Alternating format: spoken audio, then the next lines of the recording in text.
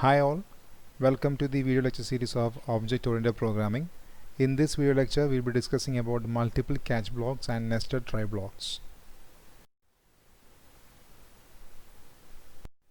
First of all, we will see what do we mean by multiple catch blocks or multi-catch blocks. We have seen what is a try block and what's a catch block, and we also discussed about how to use these two blocks to handle exceptions. And we have also mentioned that for a single try block there can be multiple catch blocks. Now, what's the need of these multiple catch blocks? Each catch block must contain a different exception handler. That means we know the try block is used to write the statements that may cause an exception. So the lines of code that you write inside a try block may generate multiple exceptions. Sometimes one line of code inside the try block may be generating an arithmetic exception. Another line of code inside the try block may be generating array index out of bounds exception. So we don't know which exception is going to be raised during the running time. But if the lines of code that we have included within the try block is capable of generating exceptions or multiple exceptions, then we have to write multiple catch block. One catch block for each kind of the exception that the try block can generate. So if the lines of code that we have written inside the try block generates an arithmetic exception, then there must be a catch block to handle arithmetic exception. If any line of code inside the try block is capable of raising array index out of bounds exception, then there must be a catch block for handling array index out of bounds exception. Similarly, if any line of code inside the try block is capable of generating any other exception, then there must be another catch block for handling that exception. So one try block, but there can be multiple catch block, and each catch block must be capable of handling different exceptions. There is no meaning in writing multiple catch blocks which is capable of catching only one exception or one type of exception. Okay, so that is the need of this multiple catch blocks, and that is if you want to perform different actions based on the exception that is going to be raised. The solution for an arithmetic exception may not be same as the solution for array index out of bounds exception, or what we are planning to do when an arithmetic exception occur may not be same as the planning that we have planned or the lines of code that we are planning to execute when an array index out of bounds exception occurs. So the solution to each exception may be different. If the solution has to be different, then there has to be corresponding catch block for each exception. So that is the purpose of multiple catch blocks, that is to perform different tasks. At the occurrence of different exceptions, we have to write multiple catch blocks. And one point we have to remember is at a time only one exception will be raised. Okay, the first line that generates the exception will throw the control flow out of the try block. Suppose I have a try block consisting of 10 elements. Okay, in that 10 lines of code, in that the third line of code generates one exception, then all the remaining lines of code will not be executed. That means the first line of code which generates the exception will be throwing the flow or control flow outside the try block. So at a time only one exception will be generated, and therefore only one catch block will be executed. Only one catch block means though that catch block which catches the exception that was generated, that block only will get executed. Not all the catch block will get executed when an exception occurs. Only that catch block which catches the exception that was raised just now will be executing. Okay, all catch blocks must be ordered from most specific to most general. We know that the difference must be most specific means the difference between the word meaning of specific and general. We all know that, right? So in terms of programming, we know that all exceptions are actually the child class of class exception in Java. Exception is the main exception class in Java. All kind of exceptions are actually children of exception class.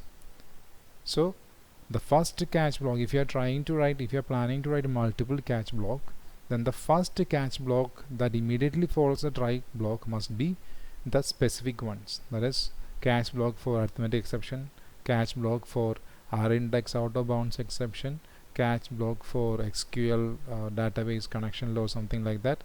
All those are specific. Specific means only handling that kind of exception.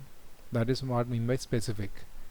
And at last we can write for the last catch block we can write the catch block for handling any kind of exceptions. We will see this with the help of an example, then it will be more clear. We will see an example. So here we have a class named multiple catch block 1. Inside that we have one main method and we have written one try block. Inside that try block we have two lines of code. One is we are trying to create an array named A of size 5. It's an integer array. Then we are trying to access A of 5 equal to 30 by 0. So here two types of exceptions can occur, isn't it? Because size of the array is 5, so the index number is only from 0 to 4. We are trying to access A of 5, right? And the other exception is 30 by 0. We are trying to divide the number 30 by 0. So which among these two will raise first of all? Since this is an equal to assignment operator, the right hand side expression, that is what going to be executed first. So it is 30 by 0 that is going to be executed first. So anyway, this line of code is the line from which the exception is going to be raised. Okay, so one exception will be raised here. It will be either, we don't know which one is going to be raised, right? Okay, I just now mentioned that since it is equal to assignment operator, on the right hand expression is going to be executed first. So naturally here division by 0 is the exception that is going to be raised. But apart from that, there are two suppose we don't know what kind of exceptions is going to be raised here. Okay, suppose in this line of code there are multiple lines of multiple exceptions that may be raised here. Okay, so we don't know what kind of exception is going to be raised. So anyway, we are sure that we can guarantee that one kind of exception will be raised here. Okay, anyway, an exception will be generated in this line of code. When an exception is raised, the control is thrown out of the try block. So the exception is thrown out of the try block. Okay, so now outside the try block we have written three catch blocks: catch, catch and catch. So here is multiple catch block. Okay, the first catch block is trying to catch only arithmetic exception. No other exceptions will be caught here. This catch block is capable of only catching arithmetic exception. Okay, so when an exception is thrown out of the try block, this catch block will check whether the exception that is raised just now is an arithmetic exception or not. If it is an arithmetic exception, then all the lines of code inside this pair of curly brackets will be executed. Okay, now if the exception raised is not an arithmetic exception, then this catch block will not do anything. It will just pass the exception to the next catch block. So this catch block is trying to catch only array index out of bounds exception. So this catch block will check whether the exception that was generated just now is an array index out of bounds exception or not. If it is that exception, then all the lines of code inside this pair of curly brackets will be executed. If it is not array index out of bounds exception, again this catch block will pass the exception to the next catch block. So here, as you can see, the object, the parameter that we have given here, it is the exception E. Here exception is a parent class of all kinds of exception. He is the parent of all exceptions. So whatever may be the exception that is raised, if none of these catch blocks are able to handle it, this catch block will handle it. Okay, so this catch block will catch that exception and all the lines of code inside this pair of curly brackets will be executed. So this is what we mean by specific to general. So as you can see, catch arithmetic exception. Here we have mentioned catch only arithmetic exception. That is a specific exception. Similarly, here also we have mentioned catch array index out of bounds exception. We have specifically told to catch only that exception. And this is the most general one. That is, this exception is this class exception is the parent class of all exceptions. So whatever may be the exception that is raised just now, if none of this catch block handles that exception, this catch block will execute it or handle it. Okay, now we will see, since the exception will be handled by any of these three catch block, the remaining code, that is this code, also will be executed. Okay, now we will see the output of this program.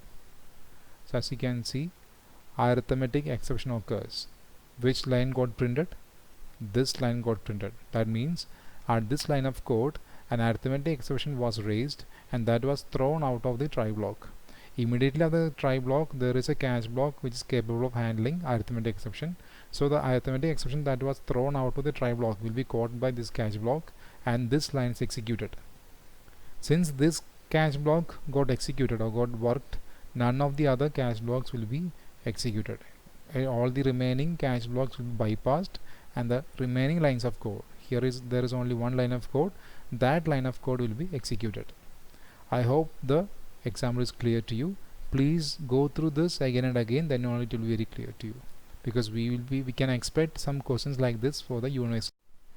Here is another example for multiple catch blocks. Here also we have written only one try block. We have written one try block and the 3 lines of code inside the try block, and there are 3 catch blocks we have written. And see, the first line is creating an array named A of type integer of size 5. Second line of code is trying to access the 5th index location inside the array A, and we are trying to divide a number by 0. And we are in the third line we are trying to print index location 10 of the array A. So we know that this line of code and this line of code definitely is going to raise an exception, but this example is used to show that when an exception occurs, the remaining lines of code, that is from the line at which the exception occurred, the exception will be thrown out of the try block. The remaining lines of code after the line that caused the exception will not be executed. So here in this line, or this line is the first line that is going to be generate an exception.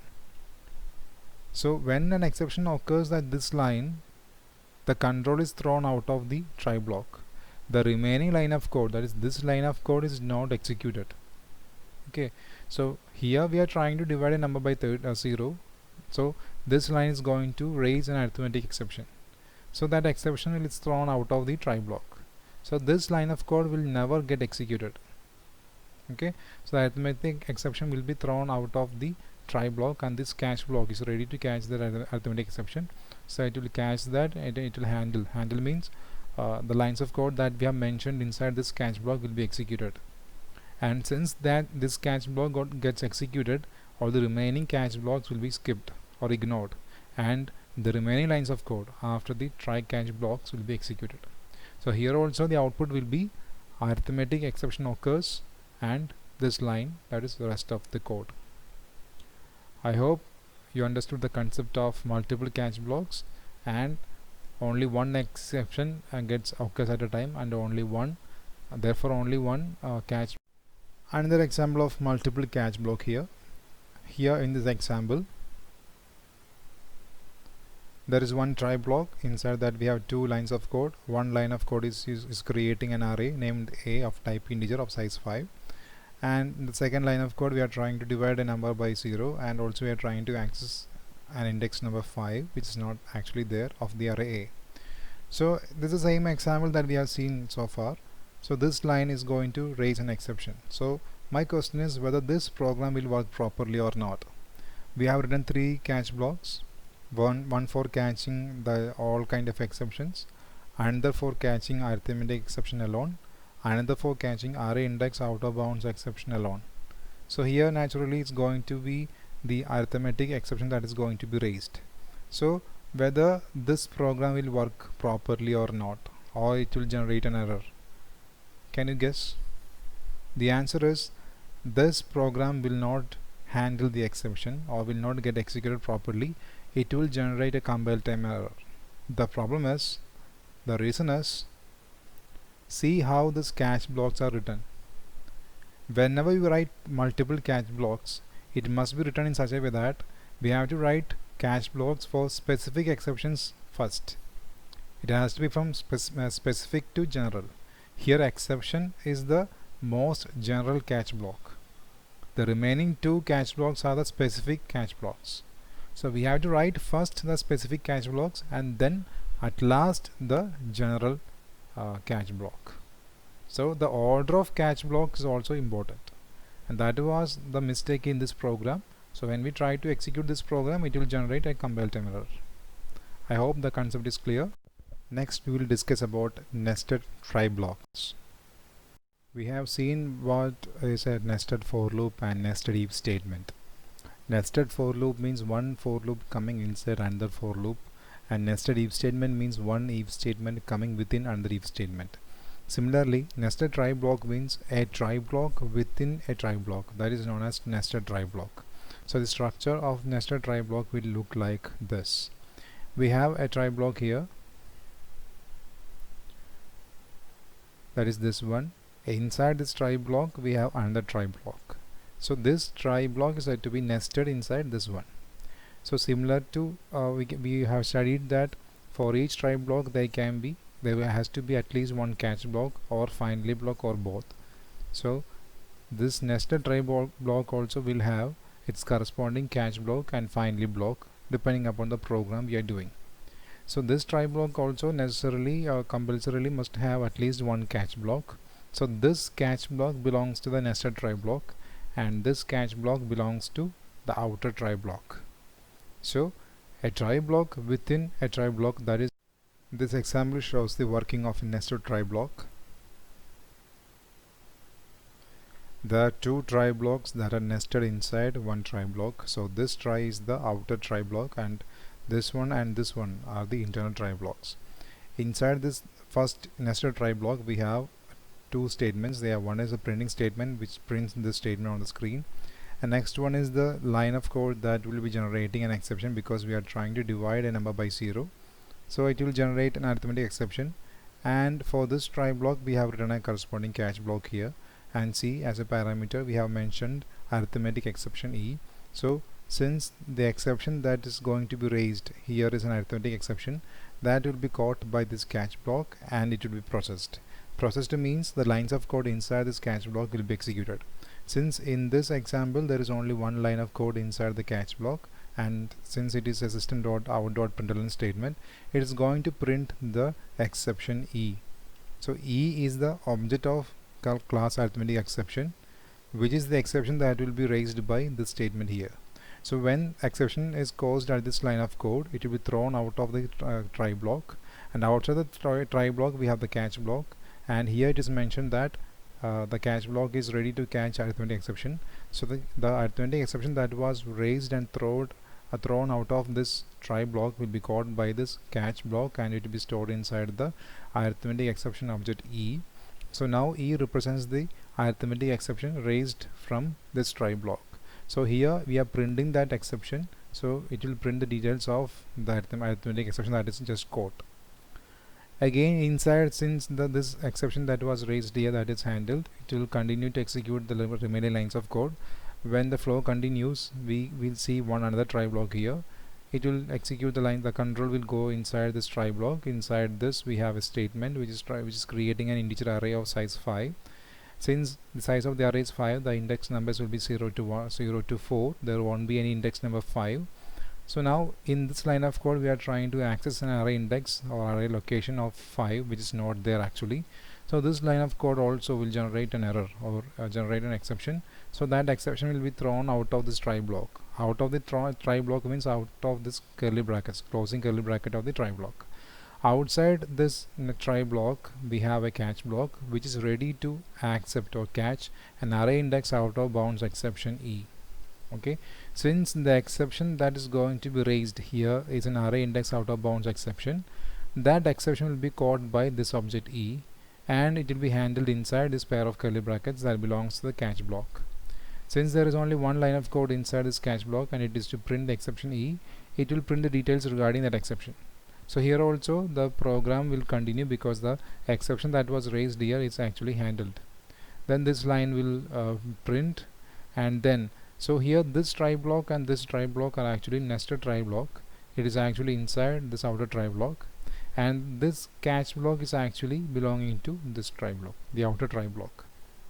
So any of the exceptions that is not caught inside the nested try block will be advanced towards the catch block outside the nested try block, that is towards the catch block of the main try block, our outer try block. Suppose there was an exception that was not arithmetic exception here.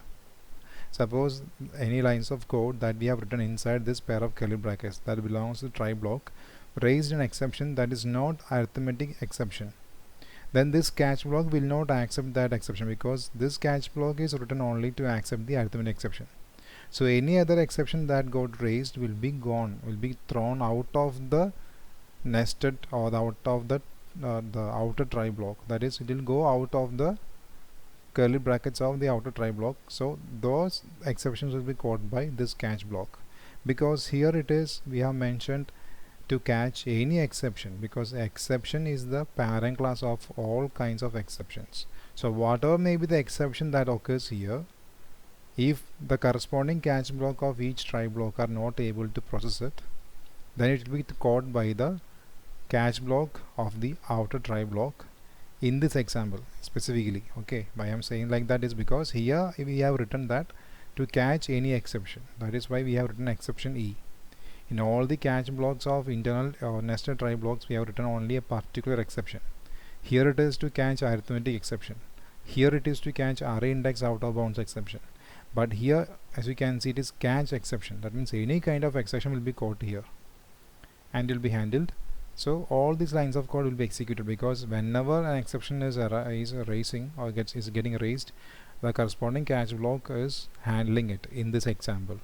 So all these lines of code will be executed and all these lines of code will get displayed. I hope you understood the example. Please go through this again and again. Then we shall conclude now. So in this video lecture we have seen how to write multiple catch blocks for a single try statement. How can we handle multiple types of exceptions that may be raised within a single try block, and we also discussed about nested try statement or try blocks, a try block within another try block, and we have seen several examples based on these two concepts. That is all in this video lecture. Thank you so much.